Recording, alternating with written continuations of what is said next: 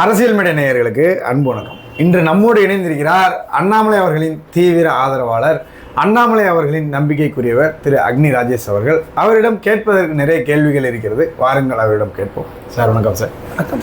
Sir, தமிழ்நாட்டில் எத்தனையோ அரசியல் தலைவர்கள் இருக்காங்க. எத்தனையோ தலைவர்கள் இருந்தும் நீங்கள் அண்ணாமலை அவர்களை ஃபாலோ பண்ண காரணம் என்ன? அண்ணாமலை அவர்களை தலைவராக ஏற்றுக்கொண்டு பயணம் பண்ண காரணம் என்ன சார்? சார், தலைவர் அண்ணாமலை அப்படின்னு இன்னைக்கு உலக மக்களை உற்று நோக்கக்கூடிய ஒரு உன்னதமான தலைவர். தமிழகத்திலிருந்து ஒரு கிராமத்திலிருந்து பிறந்து வளர்ந்து இன்னைக்கு மக்களுடைய எண்ணங்களை பிரதிபலிக்கக்கூடிய ஒரு முக்கிய இடத்தில் இருக்கக்கூடிய ஒரு தலைவர். அந்த தலைவர் என் கண்களுக்கு கர்ம வீரர் காமராஜராக தெரிகிறார், சுவாமி விவேகானந்தராக தெரிகிறார், இந்த நாட்டிற்கு சுதந்திரம் பெற்று தந்த நேதாஜி சுபாஷ் சந்திரபோஸாக தெரிகிறார். இவர்களின் மொத்த உருவமாக தலைவர் அண்ணாமலை அவர்கள் எனக்கு தெரிகிறார். ஏன் இந்த கருத்தை நான் உங்கள்கிட்ட சொல்கிறேன்னு சொன்னால்,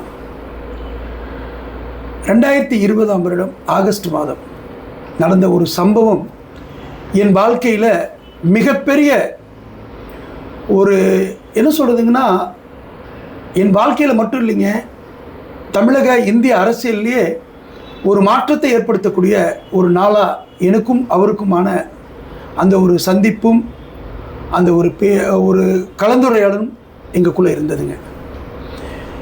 நீங்கள் கேட்டீங்க, எத்தனையோ தலைவர்கள் இருக்காங்க, இந்த தலைவர்களெல்லாம் விட எந்த விதத்தில் அவர் உங்களுக்கு உங்கள் மனசில் இந்த அளவுக்கு ஆழமாக பதிஞ்சிருக்கார் அப்படின்னு சொல்லி ஒரு கேள்வி கேட்டீங்க.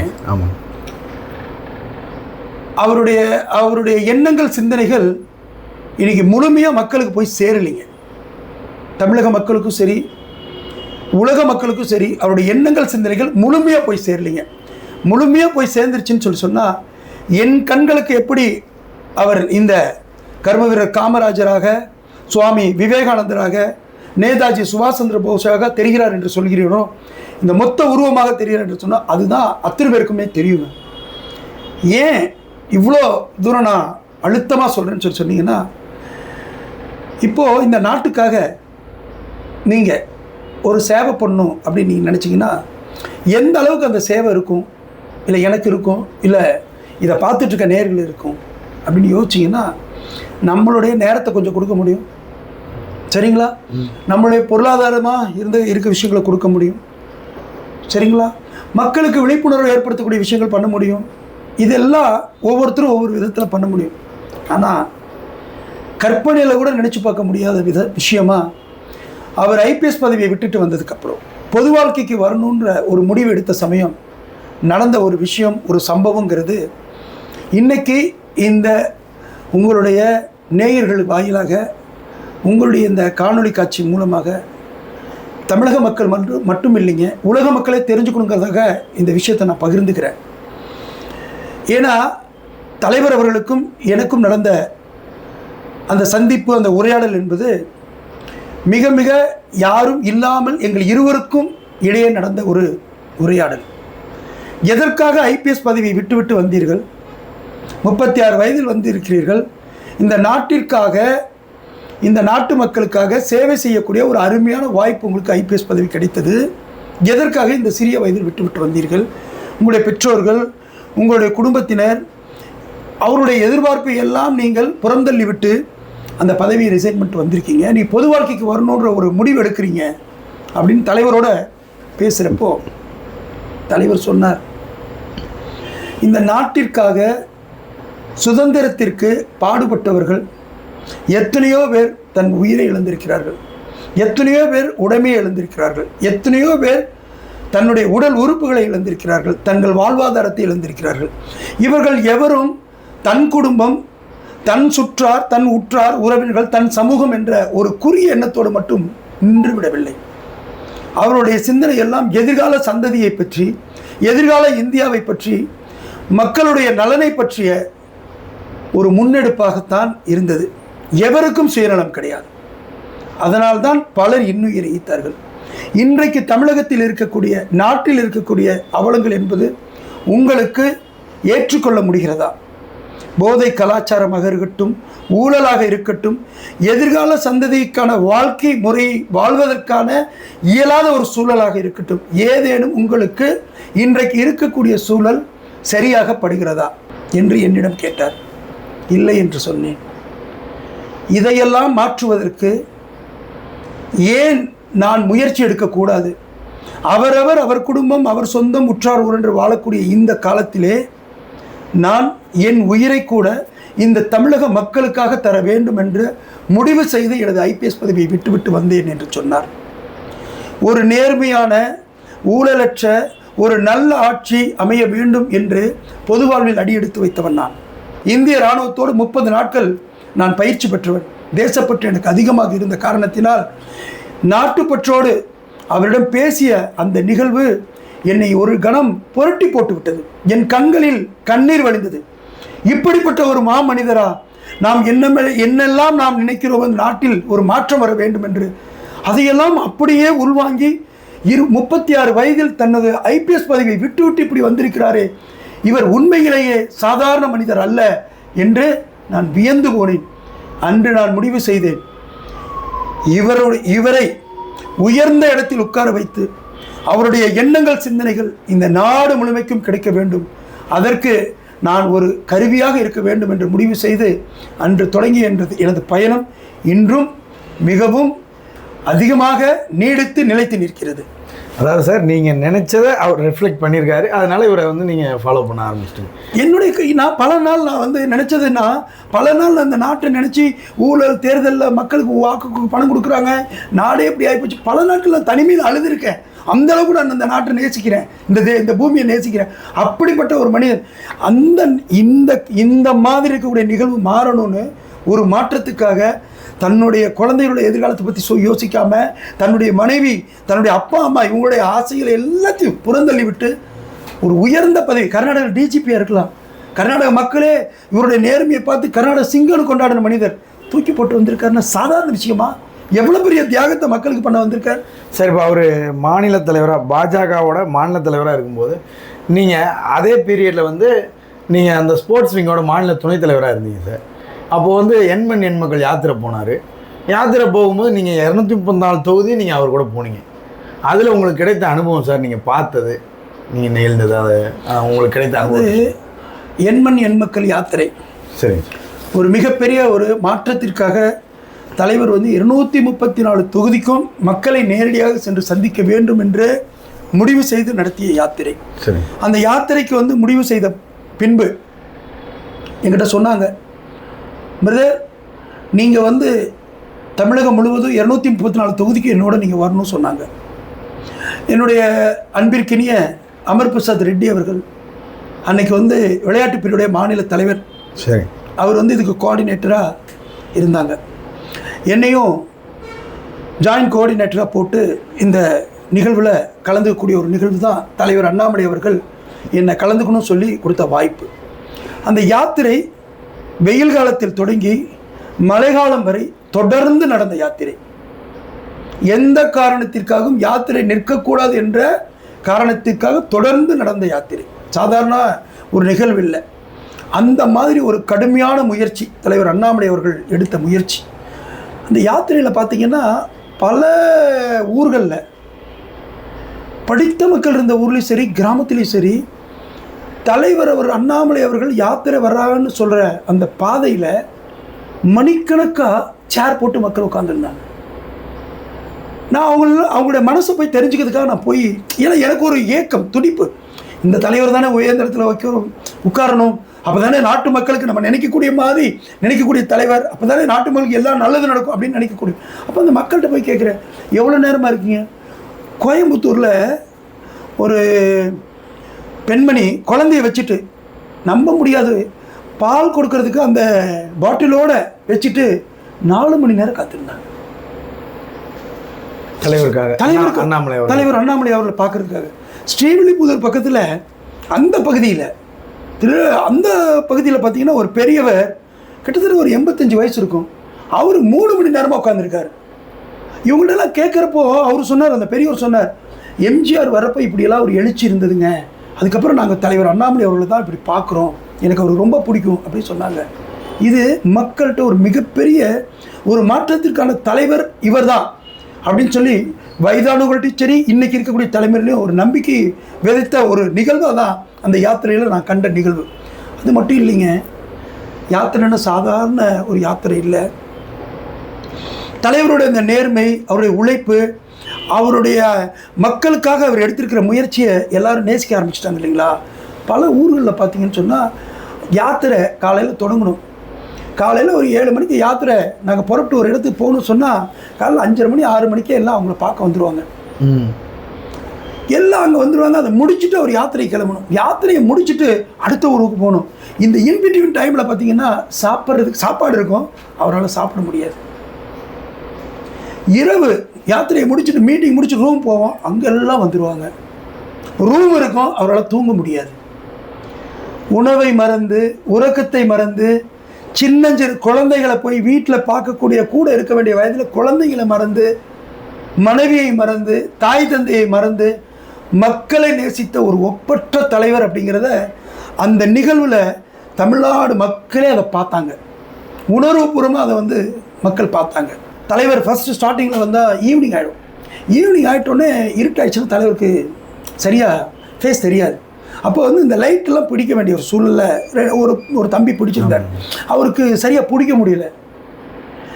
அதாவது நான் எதற்காக சொல்கிறேன்னா, பொது வாழ்க்கையில் அவரை விட நான் வயதில் மூத்தவன், சரிங்களா. அரசியல் என்றாலே அரசியல்வாதிகளை பிடிக்காமல் அரசியலுக்கு வந்தவன்.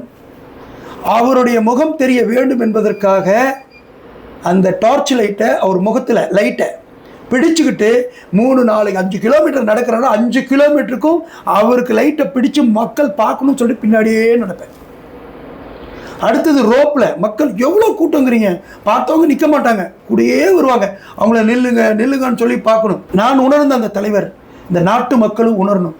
அந்த ஒரு உணர்வு எனக்கு இருந்த காரணத்தினால்தான் யாத்திரை முழுமைக்கும் 234 தொகுதிக்கும் தலைவரோடு பயணம் செய்து மிகப்பெரிய மாற்றத்திற்கு அவரோடு பயணம் பண்ணுவதற்கு எனக்கு வாய்ப்பு கிடைத்தது. சார் இவ்வளோ தூரம் உழைச்சிருக்காருங்க சார், பாஜகவுக்காக இவ்வளோ தூரம் உழைச்சிருக்காரு. அப்புறம் ஏன் சார் அண்ணாமலை அவர்கள் வெளியில் வந்துட்டார்?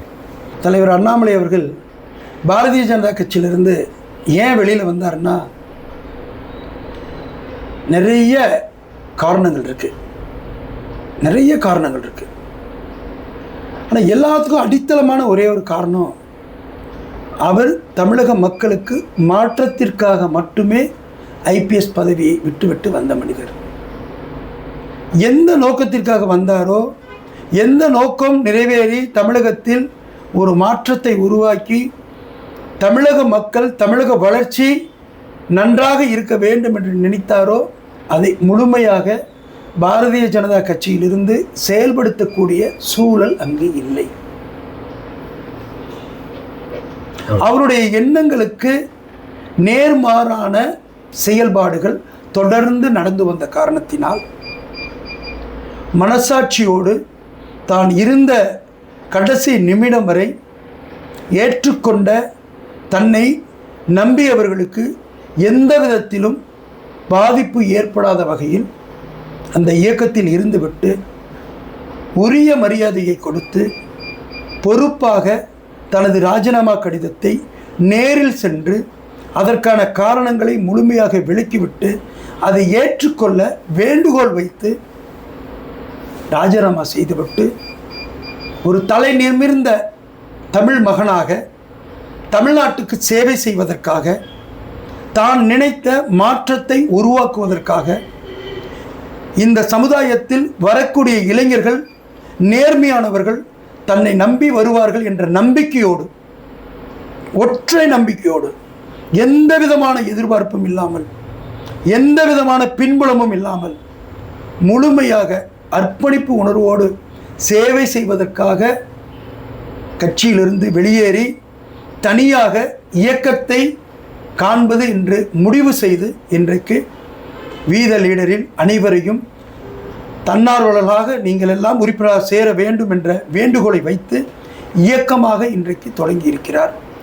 இந்த இயக்கம் கட்சியாக மாறும் பொழுது கட்சியினுடைய கொள்கைகள், எதிர்கால திட்டங்கள் மக்களுக்கு எவ்வளவு நேர்மையாக சேவை ஆற்றப் போகிறோம் என்பதையெல்லாம் அவர் எடுத்து கூறக்கூடிய காலம் மிக விரைவில் வரும். இப்போ கட்சி அவரை பயன்படுத்திக்கவே இல்லைன்னு சொல்றீங்க? கட்சி அவரை பயன்படுத்திச்சு, அவருடைய எண்ணங்கள் சிந்தனையை கட்சி பயன்படுத்திக்கல. அவருடைய எண்ணங்கள் எல்லாமே உயர்ந்த எண்ணங்கள், அவருடைய சிந்தனைகள் எல்லாமே உயர்ந்த சிந்தனைகள். அந்த எண்ணங்களை சிந்தனைகளை முழுமையாக கட்சி பயன்படுத்த தவறிடுச்சு. சரிங்க சார், இப்போது ரஜினிகாந்த் அவர்கள் தலைவர் அண்ணாமலை அவர்கள் வந்து 5ஆம் தேதி அந்த லைவில் பேசும்போதுங்க சார், சூப்பர் ஸ்டார் ரஜினிகாந்த் அவர்கள் என்னை அப்ரோச் பண்ணார் அவர் ஆரம்பிக்கக்கூடிய கட்சிக்கு அப்படின்னு சொன்னாருங்க சார். அதை பற்றி உங்களுக்கு ஏதாவது கருத்து இருக்காங்க சார்? அதில் ஏதாவது டீட்டெயிலாக வந்து சொல்ல முடியுங்க சார்? தலைவர் அவர்கள் வந்து ஜூன் மாதம் 5ஆம் தேதி காணொளி வாயிலாக மக்களிடம் பேசினார். அப்போது அந்த இன்ட்ராக்ஷன் அப்போ சொன்னாங்க, சூப்பர் ஸ்டார் ரஜினிகாந்த் அவர்கள் என்னை பாரதிய ஜனதா கட்சிக்கு ஜாயின் பண்ணுறதுக்கு முன்னாடி என்னை அழைச்சாங்க. நான் அங்கே வாக்குறுதி கொடுத்துட்டதுனால என்னால் வர முடியல அப்படின்னு சொன்னாங்க. உண்மையை சொல்லணும்னா சூப்பர் ஸ்டார் ரஜினிகாந்த் அவர்களுக்கு மிகவும் பிடித்தமான, மிகவும் நெருக்கமான, நட்புக்குரியவர், அன்பிற்குரியவர், அவர் நேசிக்கக்கூடிய அளவில் இருக்கக்கூடியவர் தலைவர் அண்ணாமலை அவர்கள். அந்த அளவுக்கு 2 பேருக்குமான ஒரு புரிதல், பாண்டிங். இன்னும் சொல்லப்போனால் சூப்பர் ஸ்டார் ரஜினிகாந்த் அவர்கள் கட்சி ஆரம்பித்து அந்த கட்சிக்கு முதலமைச்சருடைய வேட்பாளராக நிறுத்துவதற்கு தேர்வு செய்திருந்தவர் தலைவர் அண்ணாமலை அவர்கள். CM candidate. அதான் நீங்கள் பாருங்கள், சிஎம் கேண்டிடேட் அவர் அங்கே அழைச்சார், பிஜேபியிலையும் அழைச்சாங்க. ஏன்னா பாரத பிரதமர் மோடி அவர்கள், பிஎல் சந்தோஷ்ஜி அவர்கள், அமித்ஷாஜி அவர்கள் அனைவரும் எல்லாருமே இவரை அழைக்கிறாங்க. இந்த காலகட்டங்களில் சூப்பர் ஸ்டார் அவர்கள் உடைய சிஎம் கேண்டிடேட். ஆனால் அந்த காலம் கொரோனா காலம். இன்றைக்கி நிறைய பேர் நினைக்கிறாங்க, சூப்பர் ஸ்டார் ரஜினிகாந்த் அவர்கள் வந்து கட்சி ஆரம்பிக்கணும்னு சொன்னாங்க, இந்த மக்களுக்காக இந்த தன் ரசிகர்கள் எவ்வளோ நாள் நம்பி இருந்தாங்க, அந்த ரசிகர்கள்லாம் அவர் வந்து இப்படி ஒன்றுமே பண்ணாமல் விட்டுட்டாங்க அப்படிலாம் நிறைய பேர் ஆதங்கம் இருக்குது. நிறைய பேர் பேசுகிறது நானும் கேட்டிருக்கிறேன். இன்றைக்கி ஒரு உண்மையை சொல்கிறேங்க, சூப்பர் ஸ்டார் அவர்கள் உண்மையிலேயே எந்த ஒரு நடிகரும் தன் ரசிகர்கள் மீது இவ்வளவு அன்பு வைத்திருக்க முடியாது, இவ்வளவு நேசத்தை காண்பிக்க முடியாது. அந்த அளவுக்கு நேசிக்கக்கூடியவர். ஏன் தெரியுங்களா? அவர் கட்சி ஆரம்பிக்கல. அவர் கட்சி ஆரம்பிக்கணும்னு முடிவெடுத்த அந்த தருணம் ரொம்ப சீரியஸாக மக்கள் பாதிக்கப்பட்டு உயிருக்கு போராடக்கூடிய ஒரு சூழல் வந்த கொரோனா பீக்கில் இருந்தது. கொரோனா காலம். அந்த கொரோனால நிறைய பேர் பாதிக்கப்பட்டு இருக்காங்க. இந்த கொரோனா எப்போ முடியுன்றதே தெரியல. வேர்ல்டு ஹெல்த் ஆர்கனைசேஷன் வந்து இது உலகளாவிய மிகப்பெரிய தொற்றுன்னு சொல்லி பெருந்தொற்றுன்னு அனௌன்ஸ் பண்ணிட்டாங்க. மெடிசன் கண்டுபிடிச்சு அந்த மெடிசன் எதாவது ஒர்க் பண்ணதுன்னு தெரியாது. எல்லாரும் உயிர் பயத்தில் இருக்காங்க.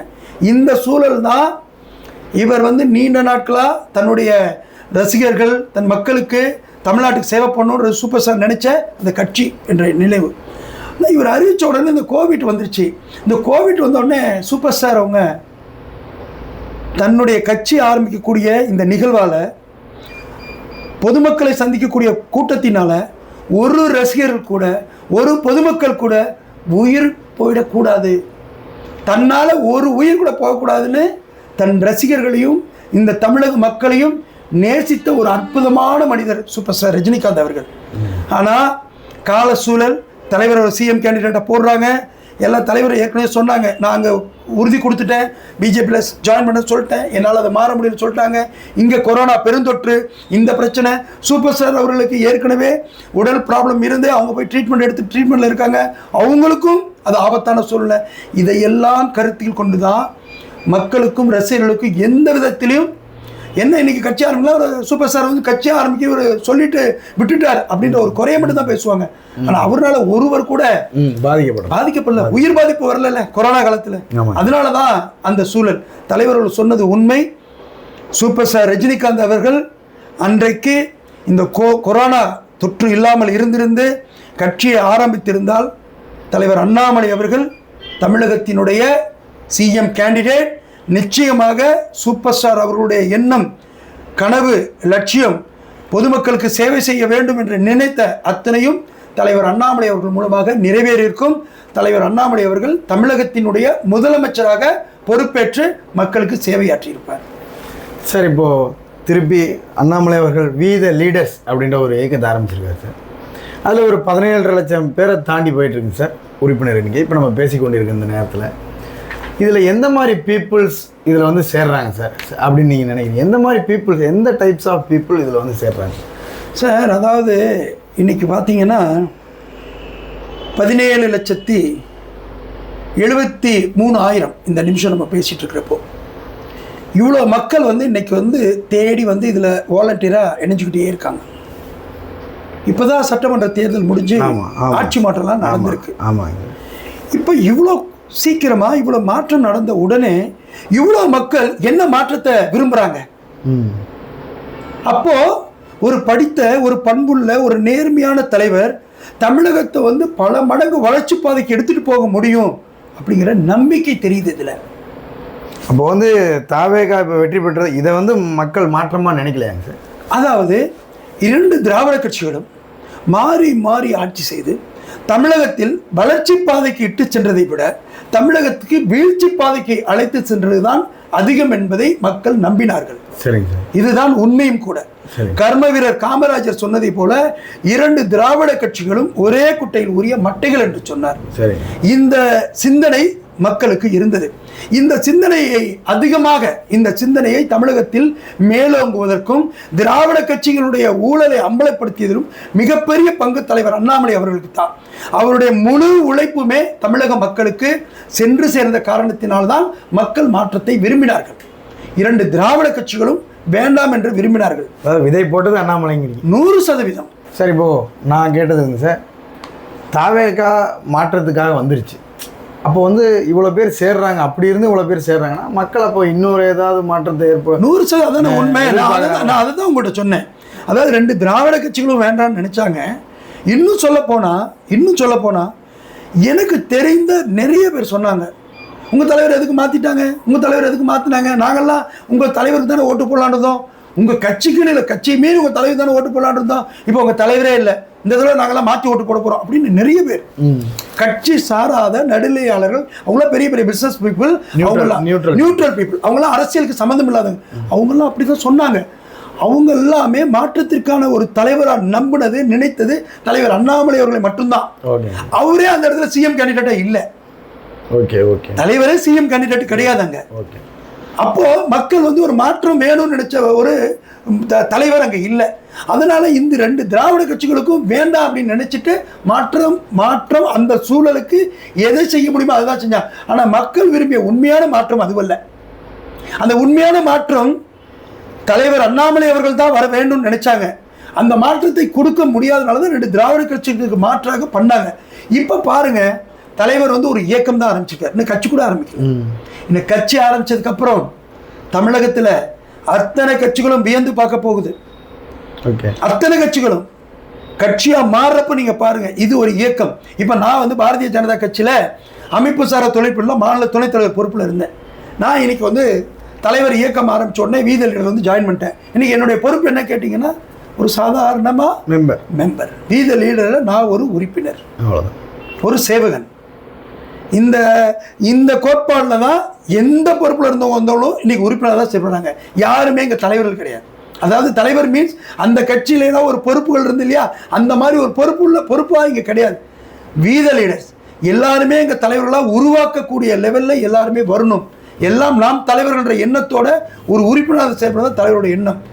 இந்த நேரத்தில் இவ்வளோ மக்கள் வந்ததற்கான காரணம் மக்கள் விரும்பிய உண்மையான மாற்றம் அதுவல்ல, தலைவர் அண்ணாமலை அவர்கள் தான் இன்னைக்கு வந்து கண்கூட பார்க்க முடியுது. இப்போ சமீபத்தில் உறுப்பினர் சேர்க்கை நடந்தது. உறுப்பினர் சேர்க்கைக்காக மக்களுக்கு அவேர்னஸ் பண்ணுறதுக்காக ஈரோட்டில் வஉசி பூங்கா இருக்கு இல்லைங்களா, அந்த நடைபயிற்சி பண்ணவங்கள்ட்ட பக்கத்தில் மார்க்கெட்டில் போய் பண்ணோம். அப்போ ஒருத்தர் சொன்னார், ஒரு சாமானிய மனிதர், அவ்வளோ பெரிய ஒரு படித்த பெரிய வசதியானவர், சாதாரணமாக இருந்து சொன்னார், நான் வந்து திமுக ஓட்டு போட்டிருக்கேன், அடுத்தது விஜயகாந்துக்கு ஓட்டு போட்டிருக்கேன், இப்படி தான் சொன்னார்.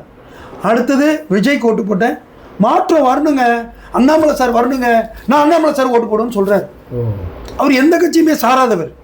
இன்னைக்கு மக்களுடைய எண்ணத்தை பிரதிபலிக்கக்கூடிய ஒரு உன்னத தலைவராக தலைவர் அண்ணாமலை அவர்கள் இன்னைக்கு மாற்றத்திற்கான தலைவராக வந்திருக்கிறார். சார் இறுதியாக ஒரு கொஸ்டின் சார், இப்போ வந்து தமிழ்நாட்டில் வருங்காலங்களில் வரக்கூடிய அரசியல் யாருக்கு போட்டின்றது யாருக்கு சார் இருக்கும்னு நினைக்கிறீங்க? இப்போ உண்மையிலே நீங்கள் இது ஒரு அருமையான கேள்விங்க. நல்ல ஒரு ஆரோக்கியமான போட்டியாக தான் இருக்க போகுது. சரிங்க. ஏன்னா இந்த போட்டி உண்மையிலே தமிழ்நாட்டுடைய வளர்ச்சிக்கான போட்டியாக தான் இருக்க போகுது. ஓகே. தலைவர் அண்ணாமலை அவர்கள் இன்னைக்கு வீதலிட இயக்கம் தொடங்கியிருக்காங்க. இந்த இயக்கம் கட்சியாக வெகு விரைவில் மாறப்போகுது. கட்சியாக மாறின பின்பு முழுமையாக அரசியல் கட்சியாக அங்கீகாரம் பதிவு பெற்ற பின்பு நாங்கள் அரசியல் கட்சியாக எங்கள் பணிகளை தொடங்கும் பொழுது நிச்சயமாக தமிழகத்தில் நடக்கக்கூடிய அத்தனை சீர்கேடுகளையும் தட்டி கேட்போம். இன்றைக்கு ஆளுங்கட்சியாக இருக்கின்ற தாவேக ஆட்சியில் நல்லதை பாராட்டுவோம், உறுதுணையாக இருப்போம். அன்றைய நடிகர் இன்றைய தமிழக முதலமைச்சர் கட்சி ஆரம்பித்து வந்தப்போ அத்தனை பேரும் அவரை நடிகராக பார்த்து விமர்சனம் பண்ணாங்க. ஆனால் அந்த சூழ்நிலையிலும் புதியவர்கள் வர வேண்டும், மக்கள் புதியவர்களுக்கான வாய்ப்புகளை நிறைய எதிர்பார்க்குறாங்க, புதியவர்கள் வரணும்னு சொன்னார், ஆதரிச்சார். ஏன்னா நல்ல ஆட்சி பண்ணணும், நல்ல மக்களுக்கு சேவை செய்யணும்னு. அப்படி ஒரு சேவை நடக்கும் பொழுது பாராட்டக்கூடிய இடத்திலிருந்து பாராட்டுவோம். தவறு நடக்கும் பொழுது, குற்றங்கள் நடக்கும் பொழுது, அரசியலே சீர்கேடுகள் ஏதேனும் நடந்தால் முதல் குரலாக தலைவர்களுடைய குரல் தமிழக அரசியலே ஒலிக்கும். விஜயா அண்ணாமலையா அப்படிதான் போட்டி நிற்கும்னு சொல்றேன். திமுகவா அதிமுகவா அப்படி இருந்து அதெல்லாம் முடிஞ்சிருச்சு. அதெல்லாம் இனி முடிஞ்சிருச்சு. இனி வரக்கூடிய காலங்களில் தாவேக்காவா தலைவர் அண்ணாமலை அவர்களுடைய கட்சியா இதுதான் நிற்க போகிறது. இது ஆரோக்கியமான அரசியலாக இருக்கும். அவர் எந்த விதத்திலையும் எந்த தலைவர்களையும் குறை சொல்லவில்லை. ஆனால் கட்சியிலிருந்து தலைவர் வந்த பின்பு தேவையில்லாத விமர்சனங்களை காழ்ப்புணர்ச்சியின் காரணமாக தலைவர் மீது வைக்கிறார்கள். இப்படி தொடர்ந்து விமர்சனங்களை வைத்துக்கொண்டே சென்றார்கள் என்றால் தலைவர் எதையும் பேச மாட்டார். தலைவரை எந்த அளவுக்கு நேசிக்கிறேன் என்பதை நான் எடுத்து கூறியிருக்கிறேன். அரசியல்வாதியை பிடிக்காது என்ற காரணத்தினால் அரசியல்வாதியில் வெறுத்தவன். ஆனால் இன்றைக்கு தலைவர் அண்ணாமலை அவர்களை அவருடைய புகைப்படத்தை மோதிரமாக செய்து என் கைகளில் மாட்டி தினமும் என்னோடு பூஜை செய்யக்கூடிய வகையிலே நான் வைத்திருக்கக்கூடியவன். அவர் மீது தேவையில்லாத காழ்ப்புணர்ச்சியை இனி யாரேனும் வெளிப்படுத்தினால் அது வேலூர் இப்ராஹிமாக இருந்தாலும் சரி, அக்கா தமிழிசை சவுந்தரராஜனாக இருந்தாலும் சரி, எல்லையை மீறி விமர்சனத்தை செய்தால் நிச்சயமாக அதற்கு தகுந்த பதிலடியை, மிக தரமான பதிலடியை வைப்பதற்கு நான் தயாராக இருக்கிறேன். அந்த நிலையை இவர்கள் ஏற்படுத்த மாட்டார்கள், மற்றவர்களும் ஏற்படுத்த மாட்டார்கள் என்று நினைக்கிறேன். அவர்கள் இயக்கத்தை வளர்ப்பதற்கு, அவர்கள் பணியை செய்வதற்கு அவங்க போகணும். எங்களுடைய பாதையில், எங்கள் தலைவர் காட்டக்கூடிய பாதையில் நாங்கள்லாம் பயணம் பண்ணுறதுக்கு இன்னும் ஏராளமான இளைஞர்கள் வராங்க. முடிவு செய்துட்டோம், இதில் குறுக்கீடு செய்யக்கூடாது. ஓகே சார், இவ்வளோ நேரம் எங்களுக்காக நிறைய விஷயங்களை பகிர்ந்துக்கிட்டீங்க சார். ரொம்ப நன்றி. மீண்டும் அடுத்த வீடியோவில் சந்திப்போம். நன்றி சார். நன்றி சார்.